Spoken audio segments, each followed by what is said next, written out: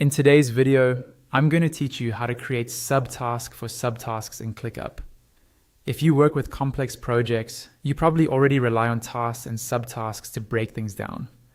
But sometimes even a subtask needs its own smaller to-dos. That's exactly what we'll set up together, a subtask and then another layer beneath it. First, make sure you're in the right place in ClickUp. From your workspace, navigate to the list view that contains the task you want to work with.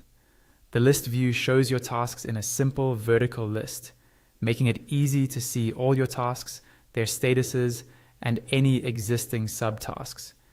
If you're in a different view, such as board or calendar, switch over to list so you can follow along more easily.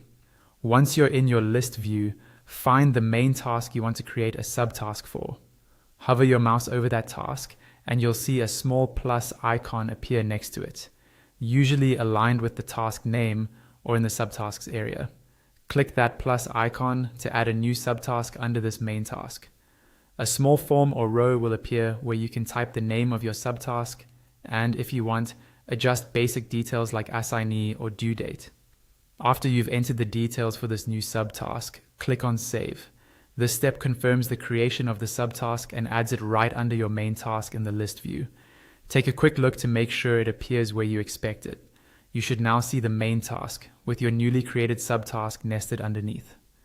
Now, to create a subtask for that subtask, hover over the subtask you just added. Just like before, a plus icon will appear next to it.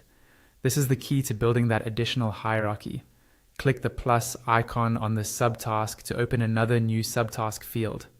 This one will be a child of the subtask, effectively making it a subtask of a subtask.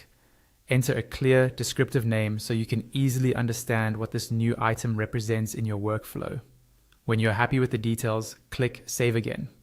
You'll now see three levels: the main task, its subtask, and the subtask of that subtask directly beneath it, nested in a slightly more indented position. That's all you need to start organizing very detailed work inside